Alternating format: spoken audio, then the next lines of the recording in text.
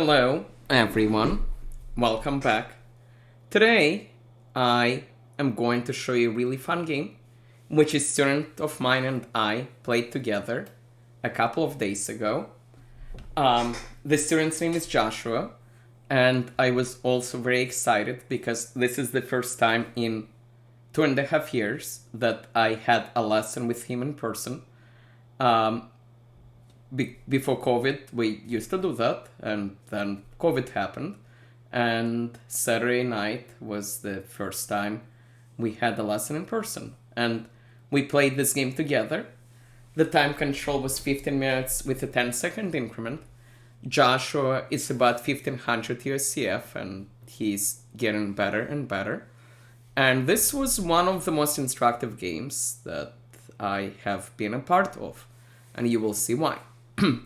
Okay, e4, c5, Sicilian defense, knight f3, main move, preparing g4, g6, one of the main moves for black, c3. So the point of c3 is to prepare g4 and to be able to take back with the pawn.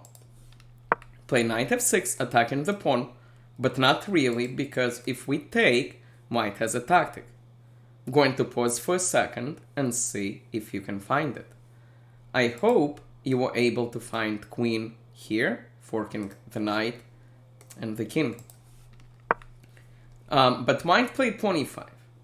Pawn e5 is not the most terrible move in the world, but it's not the greatest move either. Why? Because white is giving up his central pawn, and he's going to put a knight here, which is not going to be the greatest knight ever. So we took. White obviously took back. We played knight d7. If white takes, we will have two pieces in the game, and white will have 0. So white played bishop b5. Our knight is currently pinned, which means we cannot take this knight. We played pawn a6 with tempo. Obviously, white needs to do something. If he simply drops the bishop back, this knight will be free. So white came up with a very interesting move. He played queen b3. And the point, obviously, is white is threatening checkmate. So whenever your opponent moves, you need to ask yourself why. So white develops a piece with tempo. So obviously we stop it.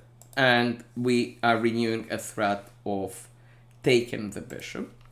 White takes, and here a lot of people I know would play bishop takes bishop, because it's the most natural move, because it develops the bishop. However, that's where you need to take your time. You need to take your time on every move. This bishop is busy, it defends this pawn. So if we take this way, it means white will take this pawn, which means we need to take with the knight, which is what we did. Again, then there is a stare down of the knights, so white came up with pawn g4. White supports the knight. If we take, he will retake back with a pawn, and this pawn will be decent. Also, he's opening the door for the bishop. And this position, Joshua came up with bishop d6, which is a good move. It develops the bishop with tempo. It double attacks this, and of course, white cannot take, because then this knight will be left undefended. White play knight c4, he drops the knight back, he attacks the bishop.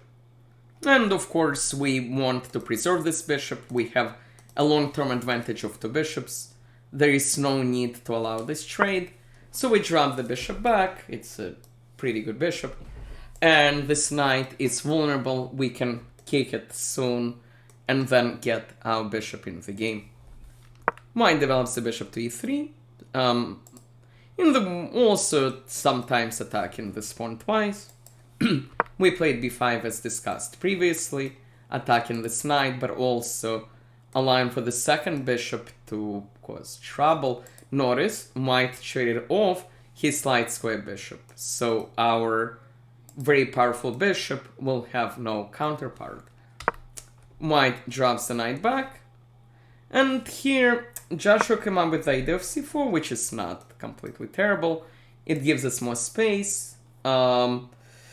There is one downside. If white plays this correctly, we are still better, but white can at least cause trouble. The best way of playing is drop the queen back, and then play something like pawn b3 to challenge this. Instead, white queen decides to go on an adventure. And there is an important lesson here. Whenever you move your queen or any piece, make sure it doesn't get in trouble, because this queen does not have that many squares. Here we came up with the idea of knight f6 because, weirdly enough, if it's our move again, bishop here will trap the queen. White saw that and gave his queen some extra squares. We played bishop b7 with tempo, taking away some of the queen squares because, for example, this square was now available. And also, of course, we are pointing in this direction.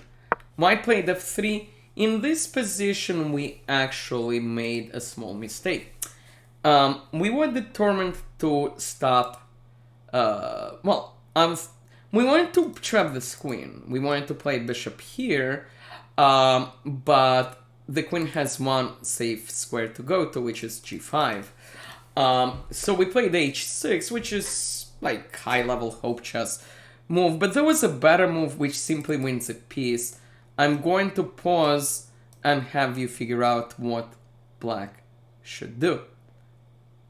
I hope you were able to find, this is a fairly difficult move, I hope you were able to find knight d5. The point is, it accomplishes the same thing as pawn h6. It takes away this square, but in addition it's forcing, which h6 is not. Knight here attacks the bishop, and at the same time, this now threatens to trap the queen. We did not find that move. We played h6 instead, which is still good. This queen needs to be very, very, very careful. But it's not the best move. And white realized what was coming, so white drops the queen back to a3. Okay, we play knight g5, attacking the bishop, improving the knight. Also notice, after the bishop moves, our knight now has this outpost on z3. Always pay attention to outposts. The bishop dropped, we play knight, knight f4, attacking this pawn, and also wanting to go to this outpost. White castle, we play bishop d6, improving the bishop, attacking the queen. White has to play pawn b4, and now we play pawn a5. Computer wants to attack just to demonstrate the point of what computer wants. And we looked at this, but we did not look far enough. We saw queen g5, which double attacks this. If bishop g3, we saw knight e2, which, to demonstrate, force the king and the bishop, wins a pawn. But we saw pawn g3, and then we did not see an immediate crushing blow. And there is no crushing blow, of course, but there is h5 with just a slow attack with this bishop, this knight, this queen, and this rook all participating in the attack. It's ultimately crushing for for black, meaning black will win. So we didn't do that. We played a5, and the point is, and we're threatening to simply take because it opens the rook. And after and so white has to move the queen, but then our logic was wherever the queen goes, we take, and then we will have a fork. Okay, which is what happened. The queen moved. We brought the knight first, attacking the queen and the pawn. Queen moved again, and we won a pawn. Takes. White, instead of taking back, decided to play knight here. In this position, black has another very nice move, which I hope you will be able to find. And the move is pawn b3, taking advantage of the spin. And the logic is, after the queen moves, obviously if he takes, he loses the rook. After the queen moves, the pawn moves up one more square, and the rook is lost. Again, positional domination at its finest. As I said, this game is very, very instructive Material is more or less even, but black pieces are completely dominating. So white took our bishop, we took back. White attacked our queen, we trapped the queen. White now gives up the rook, obviously we take. We up a piece, the rest is just conversion. White took our pawn, we took back. White played f4, we castled, bringing one final piece into the game. f5, it's not entirely clear what white should do. We simply took. White played h3, we connected the rooks. White played knight d2, and of course taking the rook is good. And Joshua and I were thinking about doing this first, but then we spent a little bit longer and we realized that rook here actually traps the white queen, which is what we played. And and here white resigned. So again, very nice example of the importance of active pieces, the importance of outposts. Just to get through this game again very quickly. Sicilian defense. White made a very small inaccuracy with e5. We quickly developed. We again got ready to play b5 and bishop here. We stopped the checkmate with pawn e6. We again making sure that this was not going to be lost by a careless bishop takes. We took with the knight. And we improved our pieces, we improved our bishop. We made sure we keep the two bishop advantage, which plays a role in the end. Remember, these two bishops end up on this nice diagonals. We improve the second bishop. And here white makes a mistake where his queen gets a little bit stuck. We improve the knight. Again, the threat of trapping the queen. We improve the bishop. And again, this is not best. We could have already won a piece. But still really good. We improve the knight. Bishop drops. We improve the knight again. He's going to the outpost. We induce a concession. We take advantage of that concession.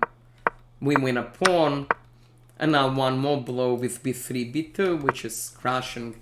And the rest is history. Very, very fun game. I enjoyed playing it. I thank Joshua for letting me be a part of it. And I look forward to seeing many successes from him. I hope all of you enjoyed this game and learned something from it. Please like, please subscribe. I'll be back soon. Thank you.